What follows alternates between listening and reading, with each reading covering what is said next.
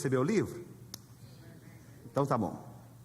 Pai, em nome do Senhor Jesus, nos dá revelação pela Tua palavra, nos dá, Senhor Deus, sentido, direção, Pai, em o nome do Senhor Jesus. Irmãos, eu ministrei essa palavra na conferência, acabei de chegar da conferência nossa em Goiânia. Irmãos, é muito engraçado você sair de um prédio, irmãos. Foi construído em 6 meses, nós construímos um prédio para 7.000 pessoas em Goiânia. Irmãos, é uma coisa maluca ver aquilo, impressionante. E aquele tanto de gente reunido lá, ouvindo a palavra e com o coração tão disposto. E eu preguei essa palavra e eu escrevi um esboço, pela primeira vez, eu acho que na minha vida inteira. É um esboço mesmo, irmãos. E aí eu fiz um livro. E aí o que eu vou ministrar aqui, está tudo aqui dentro, depois você leia. Se você quiser levar de presente para alguém também, tem mais livros aqui. Tem 3 personagens nesse texto aqui, que você certamente já ouviu em algum determinado momento. Pregações sobre Davi, e ele comete um adultério com Batseba, mas eu não sei se você já ouviu sobre Urias. Em um determinado momento eu fiquei curioso de falar sobre Urias, e depois eu descobri que eu nunca tinha ouvido uma pregação sobre Urias. Então eu preparei esse material com muito encargo para você. A Bíblia diz o seguinte: decorrido 1 ano, no tempo em que os reis costumavam sair para a guerra. Antigamente, quando eu li essa passagem, eu pensava que era o seguinte, e ela é certa, ela não é errada, que todos os reis naquele tempo eles iam para a guerra. Só que além disso, não era em qualquer época que eles saíam para a guerra. Na versão NVI fala o seguinte: no tempo de primavera eles iam para a guerra. Não era qualquer estação do ano, tinha uma época certa. O que Deus falou comigo? Que não adianta você viver batalhas em estações erradas da sua vida. Tem estações que as batalhas você precisa se posicionar. Tem batalhas que as estações, tem gente que vive estações erradas. Tem gente que está vivendo batalhas de 10 anos atrás, acabou, passou. O tempo de você ter vivido aquela batalha foi anos atrás, não foi hoje. Irmãos, é muito estranho pregar no meio de um breu daqui, viu? Que está tudo na minha cara, estou vendo minha esposa aqui, e ainda estou sem óculos. Eu vou pôr um óculos, talvez melhore. Eu vejo mais. Meus filhos falam que quando eu estou com cabelo grande também, irmão, é para acabar, né? Estou me sentindo doente, estou retendo líquido, cabelo está ruim e branco. Tem mais nada, inchado. Tem que estar tão ruim, meu pai do céu. Irmão, você quase foi arrebatado agora. Alguma coisa te segurou, mas que você foi no ponto certo no coração de Deus, você foi. Onde que eu estava antes de falar de mim? Primavera. Nós lutamos às vezes as estações erradas. Nós, ao invés de entendermos as estações que nós devemos lutar, muitas vezes nós queremos trazer guerras antigas para hoje. Passou o tempo. Aquela luta passou, aquele tempo passou, aquela batalha passou, e você tem que ter esse discernimento. Mas o que acontece aqui? Davi ficou em casa, no tempo que ele tinha que ir para a guerra. Não adiantava agora ele pegar as coisas e ir para a guerra, passou. E tem uma outra coisa, por que a Bíblia fala da primavera? Eu fiz questão de estudar isso. Como eles iam para a guerra, eles não sabiam o tempo que eles ficariam na batalha. Então eles tinham que preparar o quê? Plantio, comida, colheita, deixar para trás uma colheita para as pessoas que ficavam. Ó, tá na cara do povo, não vai dar certo essa luz não. Não, pode deixar aqui. Aí tá bom. Vocês estão me vendo? Vocês estão me vendo, irmãos? Ah, tranquilo. Obrigado, irmãos das luzes. Eu estava de novo, eu perdi.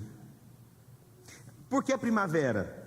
A primavera, então, você já tinha passado o tempo do plantio, da colheita, e você tinha que levar mantimentos para onde você estava indo, por isso era na primavera. A outra coisa, a estrada que eles iam trilhar, eles levavam todos os equipamentos bélicos, que era de luta para a guerra. Então não podia ter na estrada, aquela estrada muito molhada por conta da chuva, e nem o verão muito seco, muito sol em cima, porque cansaria os animais e os guerreiros. Então a primavera era a melhor estação para ir para combate. Eles chegavam mais dispostos para o combate. Os irmãos me entenderam? Mas nessa época, Davi ficou em casa. E aí tudo começa por conta de uma ociosidade. Em tempos de batalha, não fique em casa. Por quê? Porque se você ficar em casa, o inimigo começa a colocar coisas na sua cabeça que não deveria. Tempo ocioso demais, passividade demais, sabe? Você tem que perceber as estações. Tem um tempo para descanso, mas tem um tempo para luta também. Davi errou porque ele não discerniu o tempo da sua vida. E é engraçado, uma coisa interessante na Bíblia, né? Deus, ele não esconde os fatos heróicos das pessoas, mas ele também não esconde o pecado das pessoas. Você vê Davi, o homem segundo o coração de Deus, mas ele errou, irmãos? Errou, mas tem uma diferença entre ele e os demais. Ele reconheceu o erro dele. Sabe, uma grande nobreza de um homem é perguntar se está errado em algo. Errei com você? Isso é nobreza. Você vê um coração quebrantado de quem? De Davi. Você quer ver um homem segundo o coração de Deus? É aquele que pergunta: eu errei com você? Me perdoa. Quer ver um casamento feliz? É alguém que tem um coração disposto a perguntar: errei com você? Me perdoa. Posso ouvir um amém? Vocês estão comigo, irmãos? Então pelo menos fala alguma coisa, não deixa eu sozinho aqui não. Eu vou falar hoje sobre Urias. Eu não vou falar hoje muito sobre Davi, sobre Batseba. Hoje é Urias, mas tem que ter uma introdução. Enviou Davi então a Joabe e seus servos com ele, e a todo Israel, que destruíram os filhos de Amon. Versículo 2. Uma tarde levantou-se Davi do seu leito. Uma tarde. Homem não levanta tarde não.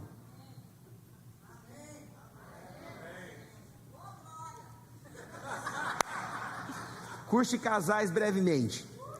Olha só, o homem tem que levantar cedo, o caboclo tem que trabalhar, tem que fazer as coisas acontecerem. Homem que levanta tarde demais vai arrumar confusão. Curso de casais vai ter que acontecer mesmo, irmãos. Vamos lá. Andava passeando no terraço da casa real. E é engraçado que enquanto ele passeava, o exército estava na luta. Tem discernimento. Eu não posso passear em época que eu desafiei a igreja a jejuar e orar.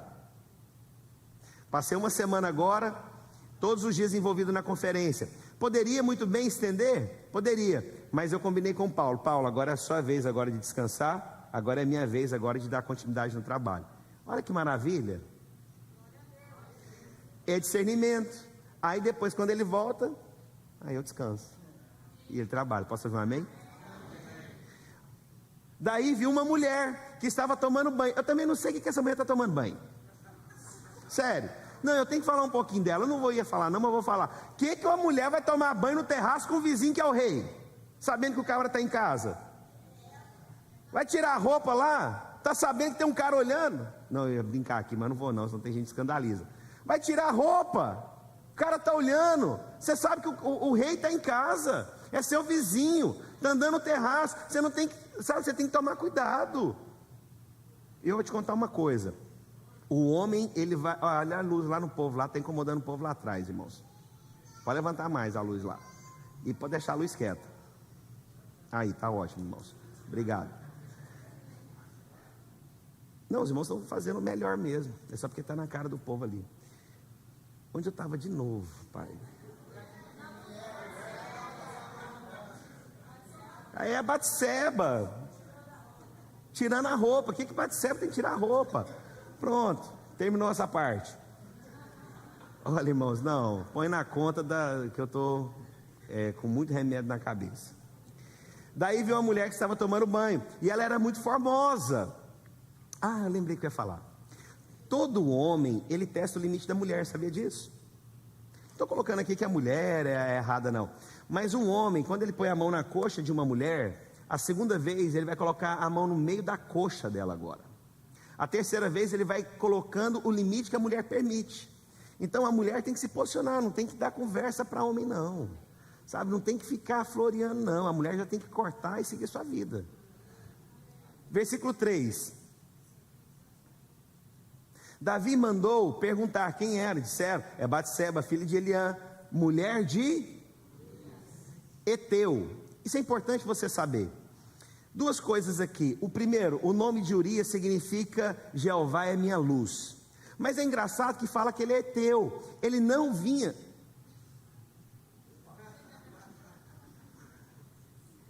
Oh, eu não aguento esse trem não, irmãos. Peraí, deixa eu desligar esse trem aqui antes que eu fico bravo aqui. Aqui, fica comigo aqui, povo. Aqui, eu estou aqui.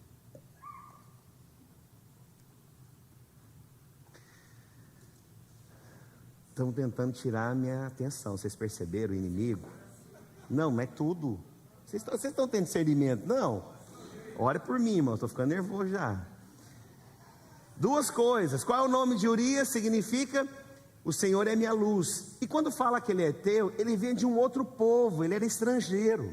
A forma de adorar e servir a Deus não era o mesmo de Davi. E é importante você entender isso, que mesmo ele sendo agora estrangeiro, ele agora passa a ter o mesmo coração de Davi. Você se torna semelhante a quem você caminha. Eu vou te provar uma coisa. A Bíblia quando Satanás fala para Jesus no deserto: se prostrardes me adorardes, lembra disso? Por que você acha que Satanás queria que Jesus se prostrasse? Porque aquilo que você se prostra, aquilo que você adora, você se torna semelhante. Urias andou com Davi. Isso significa: eu passo agora a ter o mesmo coração que você. Eu começo a caminhar. E é normal, irmãos, quanto mais você se relaciona com alguém, mais traços você começa a ter. Isso é normal, isso é vida correndo. Você caminha com o seu cônjuge, é normal que você se torne semelhante. E aí então, Urias, aquele que era estrangeiro, passa a servir ao mesmo Deus de Davi, a ponto de combater as mesmas guerras, a ponto de ir para as mesmas batalhas. Vou te contar uma coisa: quando você se conecta com alguém, as batalhas daquelas pessoas se tornam as suas batalhas. Quando você caminha, o coração daquela pessoa se torna o coração da outra. Por quê? Porque é isso que Deus fez. Se você vê com os discípulos foram mudando os seus corações, a ponto de Pedro se tornar tão parecido com Jesus, que as pessoas olharam e falaram para ele: você fala igual a um deles. O que isso significa? Eu estou tão conectado que eu me assemelho com quem eu caminho. Posso ouvir um amém? Versículo 4. Então enviou Davi mensageiros que trouxessem. Ela veio e ele se deitou com ela. Tendo-se ela purificado a sua imundície, voltou para casa. Versículo 5. A mulher concebeu e mandou dizer a Davi que estou grávida. Não foi atos pecaminosos, foi um tropeço. Vocês viram? Uma escolha errada. Davi agora entra para um problema. Uma escolha errada. Foram duas, foram três. Deus é um Deus de oportunidade? Quantos creem? Mas irmãos, eu já vi, eu sou pastor, irmãos, eu já vi Deus tratando gente numa velocidade que eu fiquei impressionado. Isso era cuidado, isso é amor. Isso não era Deus expondo, não, era Deus guardando para que coisas piores não acontecessem. Eu já vi Deus tratando numa velocidade, falei: gente, eu nunca vi isso. Eu já vi Deus dando oportunidade, 1 ano, 2 anos, mas nessa velocidade eu nunca vi. E foi o que aconteceu com Davi. Uma escolha errada, quantas, irmãos? Consequência séria. Fiquemos atentos naquilo que Deus tem colocado na nossa frente, irmãos. Versículo 6. Então enviou Davi mensageiros a Joabe, dizendo: manda-me Urias, o heteu. Joabe enviou Urias a Davi. Por que agora Davi quer trazer Urias? Porque não tinha exame de DNA. O que ele queria fazer? Ele dorme com a esposa, jamais vai saber que eu traí.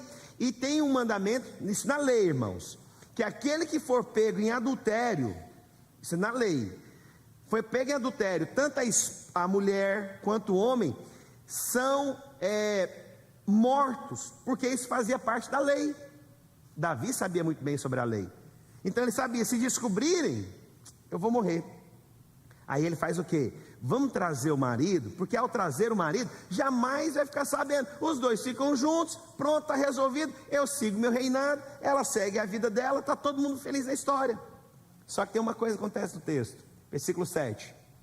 Vindo, pois, Urias a Davi, perguntou a este como passava Joabe, como se achava o povo e como ia a guerra. Aí aqui começa a história onde eu quero pregar. O restante era só a introdução. Foi arrebatado? Os demais ficaram assim: ô pastor, estou visitando a igreja aqui hoje, é a primeira vez, pastor.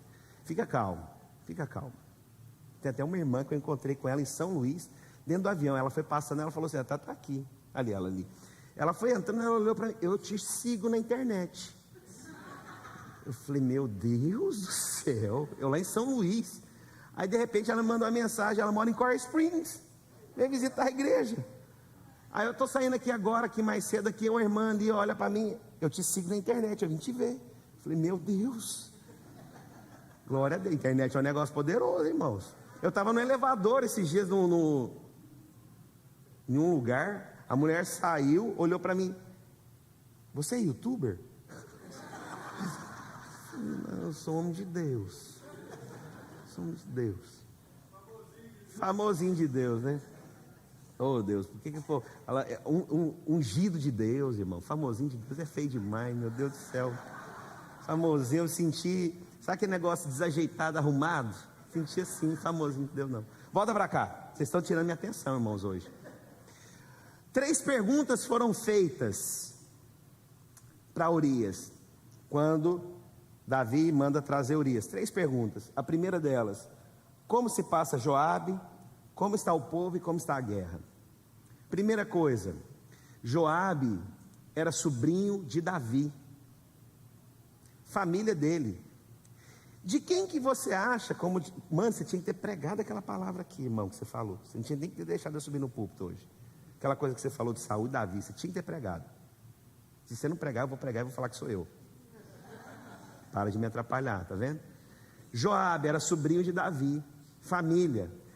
De quem que você acha que é a responsabilidade você cuidar dos seus filhos? Quem que você acha? É sua? Mas você já viu que às vezes nós queremos terceirizar a responsabilidade para os outros? Vou te contar aqui, se você perceber, Joabe era sobrinho, era familiar. Era responsabilidade do rei saber aonde estava a sua família no meio da guerra. Mas ele pergunta para Urias: como é que está Joabe? Peraí, Davi, a responsabilidade é sua, Davi. Não é de outros, não. A responsabilidade é sua de saber como é que está a sua família, Davi. Não terceirize. Você ficou em casa poupando a sua armadura, enquanto outros estavam lá marcando a sua armadura. Irmãos, não confie em pessoas que não tenham marcas nas armaduras. Nunca confie em pessoas que não têm marcas em armadura. O que significa armadura? Eu fui para um combate e sobrevivi. Eu fui para um combate e não tive medo. Eu fui para a linha de frente. Homens de Deus não têm medo de assumir marcas nas suas armaduras. Mas Davi esconde a sua armadura em casa e pergunta para outro que está na linha de frente: como é que está a minha família? É você que tem que pôr a armadura e ir para a linha de frente para guardar a sua família. Não terceirize, não passe responsabilidade para os demais. É você que Deus levantou, Davi. Foi você. Deus quer usar você. Você está onde você está para proteger. Eu acredito, irmãos, eu creio. Eu creio que Deus me levantou, irmãos, para guardar a minha casa. Mas eu creio que Deus me levantou também para guardar essa igreja e os pastores. Creio nisso. Creio nisso, irmãos, creio. E eu tenho que ser o primeiro a assumir a responsabilidade de qualquer coisa. Eu tenho que ir atrás daquilo que eu acho que é o melhor para a igreja. Eu tenho que me posicionar onde as pessoas talvez não vão compreender. Eu estou revestido com essa armadura e eu vou tomar pedrada e a coisa vai acontecer. Mas eu não posso fugir da posição que Deus me colocou. Amém? Então essa é a questão de Joabe. Aí ele pergunta: como é que vai o povo? Como é que vai o povo, Davi? Esse povo aqui, ele está se referindo ao exército. Todo general, ele tem que estar à frente numa batalha. Qual foi o problema de Saul? Ele ficou com medo do gigante e todo o seu exército ficou com medo. Não ache que é neutro, irmãos, as suas atitudes. As suas atitudes, elas falam. Você não pode, irmão, se acovardar na posição que Deus coloca. É sua responsabilidade. Espera aí, eu como general tenho que estar envolvido na batalha. Eu tenho que estar com o meu exército. Imagina se eu coloco vocês para fazerem coisas que eu não participo. Imagina se eu desafio você a fazer coisas que eu mesmo não sou o primeiro a colocar o meu pé. Você não vai ter segurança em mim. Você não vai olhar para mim como um general. Você imagina, a gente vai para um campo de batalha, você olha para mim e eu falo, vai todo mundo morrer aqui. Como é que você vai sentir? Ou se não, eu só ligo, e aí, como é que está a batalha? Como é que está o exército? O exército está bem? Eu tenho que chamar as responsabilidades para mim. Deus me colocou na posição, e assim como colocou você,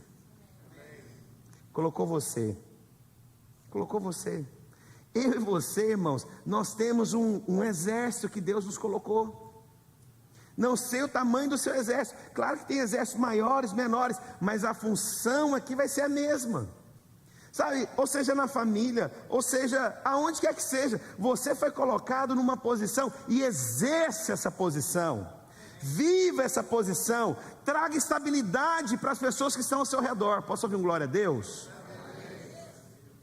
Irmãos, é muito esquisito você pregar sem ver a cara do povo, irmãos. Você não tem expressão, você não sabe se o povo está aqui, se está doido para terminar. Prega, preach.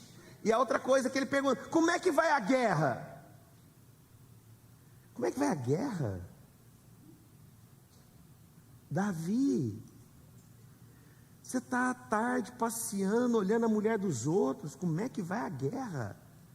Essa batalha é sua, Davi. Irmão, você já viu momentos que você quer passar as responsabilidades que são suas para outras pessoas? Essa guerra é sua. Irmãos, guerra é mais ou menos o seguinte, vocês estão na época de futebol, vocês vão entender. Eu também estou, mas eu quase não assisto. Final da Copa, Brasil e Argentina. O Max quase que arrepiou ali. 45, um pênalti acontece, você vai chutar a bola para definir se vai ser o campeão do mundo. De quem que é aquela guerra, irmãos? É sua, campeão. É você que vai definir. Dá vontade de fugir daquela guerra? Nossa, mano. Se você faz, você é aclamado. Mas se você não fizer, você é tido em memória eterna. De eternum. É sua responsabilidade. Deixa eu te contar. As guerras que você está envolvido é de responsabilidade sua. Não é para Urias. Ela é sua. Posso ouvir um amém? Versículo 8. Depois disso, Davi disse a Urias: desce a tua casa, lava os pés. Saindo Urias da casa real, logo se seguiu a um presente do rei. 9.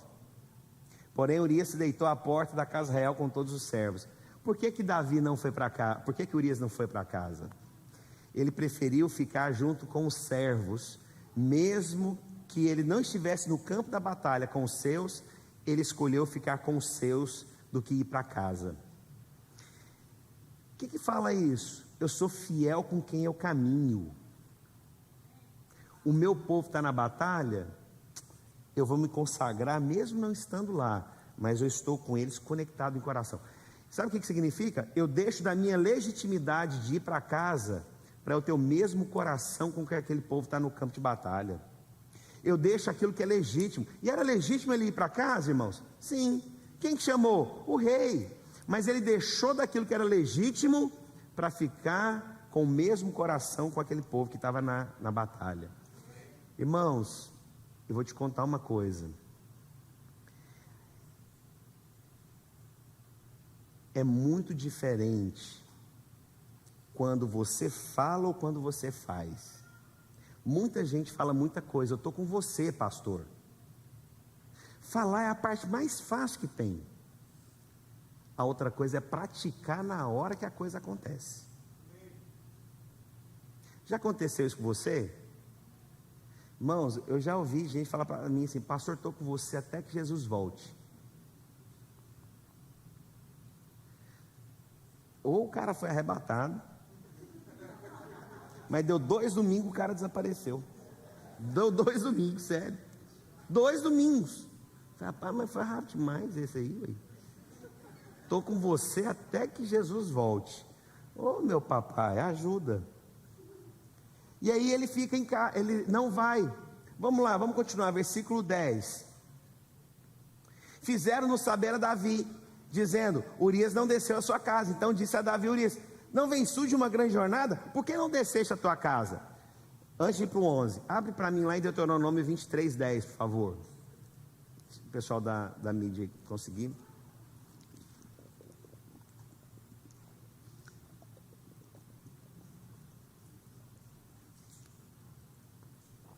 Conseguiu abrir? Ok. Se houver entre vós que por motivo de poluição noturna, vamos mostrar o que é poluição noturna? Se você não sabe, você pergunta para o seu filho mais novo.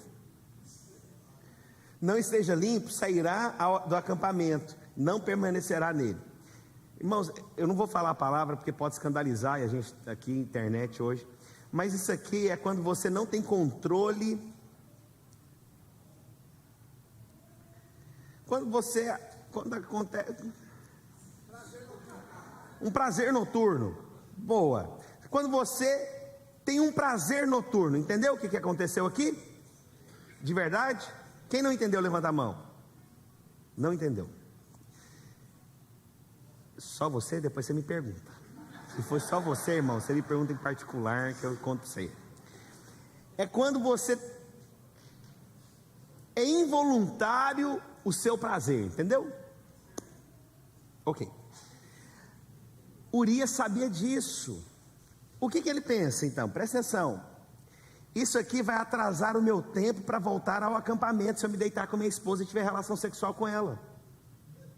Urias sabia disso. Então eu não vou perder tempo com prazeres, mesmo que sejam naturais, que vai me tirar de junto do meu povo. Entendeu o que significa isso? Era legítimo de Urias? Sim, mas isso atrasaria o tempo que ele voltaria para perto do seu exército. Nós vivemos, irmão, geração que procura sempre o descanso e a facilidade. Essa é a verdade. Mas cuidado, isso aí pode tirar você do propósito de Deus. Aí no versículo 11, estou terminando, irmão, vocês não ficarem muito agitados, tá? Mentira, estou mentindo aqui. Porém, em declinando a tarde, não, volta lá para o 2 Samuel.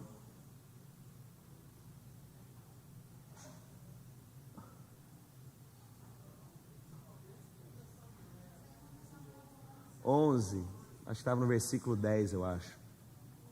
2 Samuel 10, 11. Isso. Aí vai para o 11.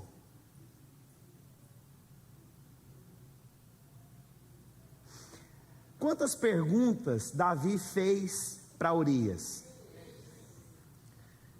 Como está Joabe? Como está o exército? E como está meu povo? A guerra. Quantas respostas agora Urias, dá para Davi? Respondeu Urias a Davi: a arca, Israel e Judá ficam em tendas.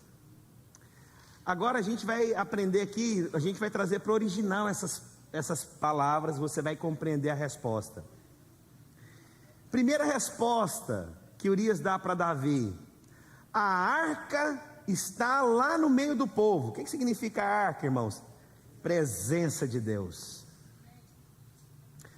Presta atenção, depois a gente vai juntar aqui e você vai compreender. Presença de Deus, irmãos, é onde se move. Onde tem presença tem glória. Você já foi em lugares que não tem presença de Deus? Você ouve alguma coisa, mas não tem presença de Deus. É até bonito, mas não tem presença. Irmãos, presença de Deus é que faz a diferença na nossa vida. Presença é igual um perfume. Ele fica, mesmo quando você sai do lugar. Tem presença de Deus. Sabe, gente, quando você vai para a casa dessa pessoa, você quer ficar mais tempo na casa com ela? Sabe, tanto que é gostoso isso. Tem presença de Deus. A outra coisa, Israel aponta para o povo de Deus. Olha, lá naquele acampamento tem um povo de Deus. É perto do povo de Deus que a gente tem que querer ficar, irmãos. Irmãos, esses dias a gente saiu para jantar, aí a gente foi num lugar aqui, não vou falar o nome. Aí eu fui estacionar o carro, estava uma movimentação, a comida é boa, mas estava uma movimentação meio estranha no restaurante. A Gisele chegou lá, estava tendo um pagode lá. Aí a pessoa, não, pode entrar que o pagode está bom demais. Eu falei, a comida é boa, mas estava tendo um pagode, irmãos. E aí ela voltou, amor, não vai dar, tem um pagode e tal. Olha, irmãos, você vai ter que fazer escolhas na sua vida. Com quem que você caminha? Você vai ter que fazer escolhas.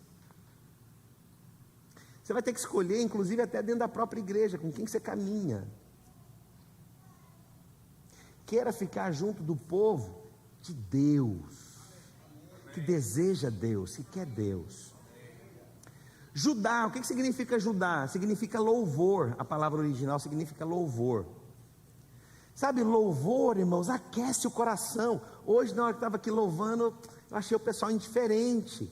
Louvor é louvar a Deus, adorar a Deus, aclamar a Deus, exaltar a Deus, declarar a onipotência de Deus. Sabe, o nosso louvor tem a ver com o Senhor. Judá significa louvor.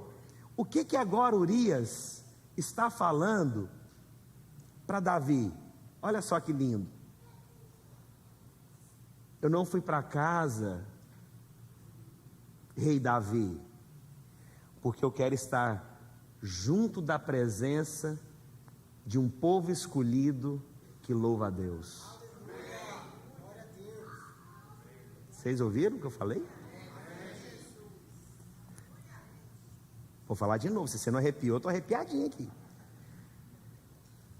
Davi, eu quero estar junto da presença do povo escolhido que louva a Deus. E sabe onde é que estava esse povo? Na guerra. Na guerra. Sabe onde você deve escolher estar, irmãos? Junto da presença de um povo escolhido de Deus que louva ao Senhor. É nesse lugar que você tem que estar na sua vida. Pastor, eu não sei o que eu faço na minha vida, não sei para onde que eu vou. Fique aonde tem presença de Deus, irmãos. As pessoas às vezes falam, né? Uma vez eu fui numa reunião, alguém falou assim: nossa, mas você tem tantos discípulos na internet. Eu falei, você está chamando de discípulo porque eu tenho muitos seguidores na internet? Não, não são discípulos. Mas quando eu chego aqui na igreja, irmãos, eu tenho a certeza que eu estou junto do povo escolhido que louva a Deus. Amém? Terminando, versículo 12. 12, por favor. Então disse Davi a Urias: demora-te aqui, ainda hoje e amanhã te despedirei. Urias, pois, ficou em Jerusalém até o dia seguinte. 13. Davi o convidou, comeu, bebeu diante dele, e embebedou à tarde. Saiu Urias para deitar-se na sua cama com os servos do seu senhor, porém não desceu à sua casa. Versículo 14. Pela manhã Davi escreveu agora uma carta a Joabe e mandou por mão de Urias. Escreveu na carta dizendo: põe Urias na frente da maior força de peleja e deixa-o sozinho para que seja ferido e morra. Duas coisas importantes aqui para encerrar. Toda carta escrita por um rei, ela era chancelada com tinha uma cera quente, e o anel do rei chancela a carta. Por que chancela a carta? Para que mostrasse que a carta não é violada. O que significa isso? Quando você assina um documento, você está dando veracidade que aquele documento é real. Antigamente, então, eles faziam o seguinte: eles chancelavam com um anel para mostrar que aquilo era real. Se ela tivesse quebrada a cera, ela seria tida como foi violada. E quem que levou a própria carta de morte? Urias. Urias abriu a carta, irmãos? Irmão, você está levando uma carta de um rei. Não dá vontade de você olhar naquele canudinho o que está escrito? Vocês nunca... Os irmãos estão fingindo que não é com você. Então vou mostrar para vocês o negócio. Seu marido, quantos são casados? Levanta a mão. Você nunca quis pegar o celular do seu marido para ver com quem que ele está escrevendo, não? Ah, agora você entendeu. Agora as irmãs entenderam. Vocês, maridos, vocês nunca tiveram vontade de pegar o celular da esposa para ver quem que ela está conversando, não? E é bom pegar, viu? É bom pegar, tem essa história. Não, cada um cuida do seu. Não tem essa história, não. Tem que saber senha, tem que ter tudo. Não tem que ter senha separado, não. Aí eu te pergunto, Urias abriu, irmãos?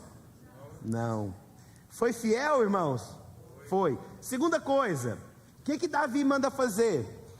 Coloca ele na maior força da peleja, deixa-o sozinho, para que ele seja ferido e morra.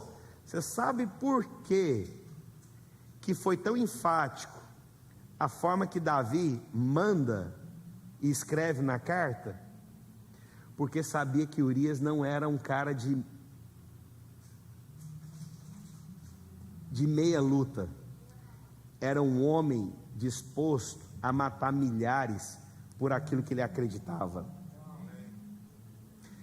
Não podia ser em qualquer lugar, porque se colocasse ele em qualquer lugar, ele matava, era todo mundo, ainda saía de lá. Cabra Macho, Goiás. Entendeu como é que é? Posso ouvir um amém? Quantos de Goiás aqui?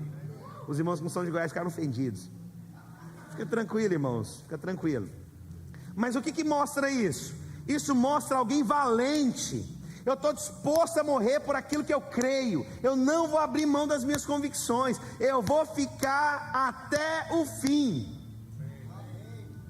Davi então manda que isso aconteça, e nós sabemos o final da história, e ele morre. Irmãos, estou aqui para te contar uma coisa. Está se perdendo uma geração de Urias, irmãos. Os homens estão ficando frágeis demais. Os homens estão se tornando emasculados demais. Os homens estão se tornando sensíveis demais aos seus próprios prazeres.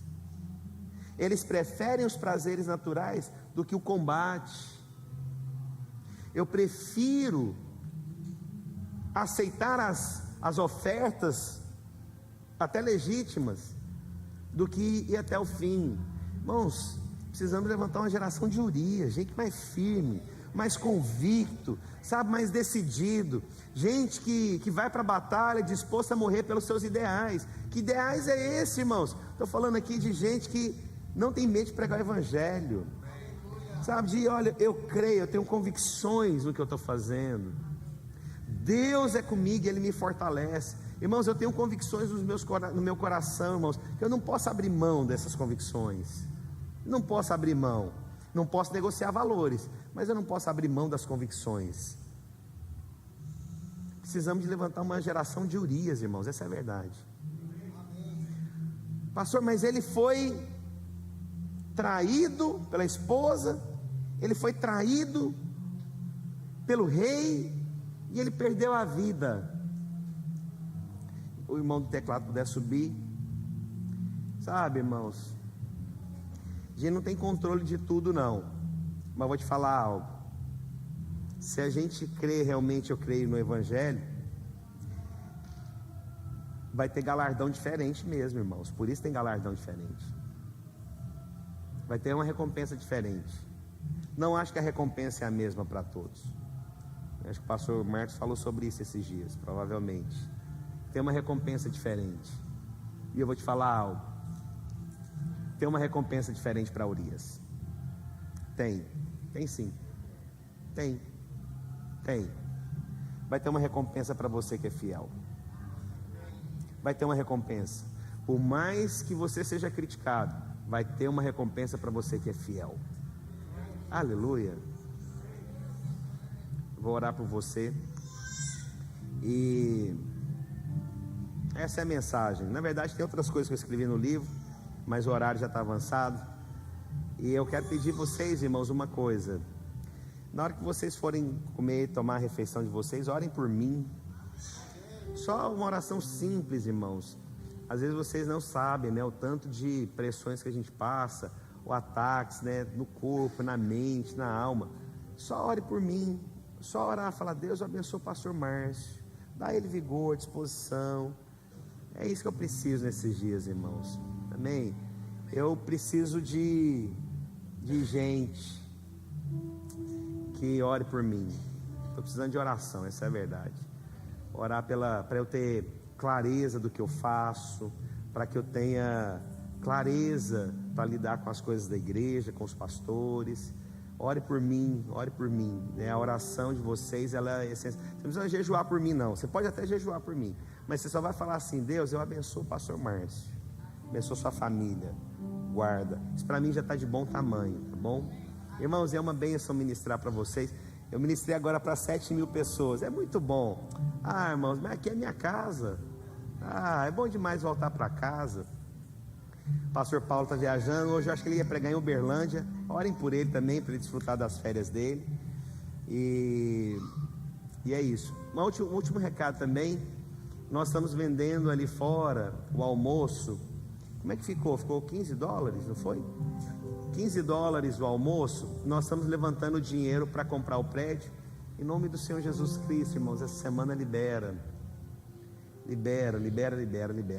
Nós já fizemos o depósito de $100.000. Nós vamos refinanciar as nossas casas. Nós temos 3 imóveis no nome da igreja. A gente vai refinanciar para dar o down payment. E eu e minha esposa, nós estamos colocando um apartamento nosso também nessa negociação, porque a gente não conseguiu todo o dinheiro. Então, estou falando publicamente, não é para mostrar o quanto eu sou bom não, é só para que vocês sejam testemunhas também, né, do que está acontecendo.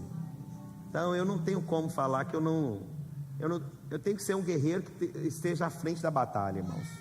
Então, se é o que precisa, é o que eu vou colocar. Então, essa semana é a semana que a gente vai definir tudo em nome do Senhor Jesus. Está bem mais próximo do que eu imagino. E eu gostaria que vocês orassem. Vamos terminar orando pela compra do prédio? Quantos foram lá no prédio já? Passaram lá perto? Levante, vamos ficar de pé para a gente orar. Se você não foi, vá lá. Vê onde é qual o prédio nosso, em nome do Senhor Jesus. Vai ser um presente. Então, eu acho que deve faltar uns 10 dias. Eu não sei nem quantos dias faltam para o contrato acabar. Você sabe, Fernanda? Marcos, você sabe? Não lembro mais, mas eu creio. Vamos terminar então orando? Quantos foram abençoados com essa palavra hoje? Mas a próxima vez vocês param de de tirar minha concentração. Amém? Pai, nós oramos, ó Pai, para que essa semana seja liberado a compra desse prédio. Todos os recursos, todo o dinheiro, tudo aquilo que for necessário, Pai, para esses dias nós vamos liberar, ó Pai. Pai, nós louvamos o Teu nome, te agradecemos pela provisão, pelas bênçãos. Senhor Deus, Pai, eu termino essa ministração de hoje pedindo, Deus, levanta Urias, pessoas fiéis, ó Pai, fiéis.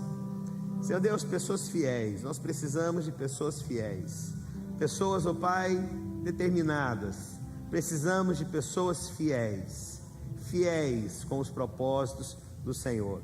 Deus, eu guardo a vida de cada um dos irmãos aqui, eu guardo o coração, a mente, declaro renovados em o nome do Senhor Jesus, que ao retornarem para suas casas, eles possam viver, ó Pai, a excelência, Deus, de viver em Cristo Jesus. Eu abençoo seus filhos, eu abençoo suas casas, eu abençoo sua descendência, em o nome do Senhor Jesus. Irmãos, eu queria, geralmente, eu peço o pessoal para me abraçar, mas eu estou com medo dos irmãos, porque eu estou com a imunidade tão baixa, que eu estou com medo de pegar alguma coisa. Mas eu queria que vocês se abraçassem antes de ir embora, e falar que, olha, você é um Urias guardado de Deus.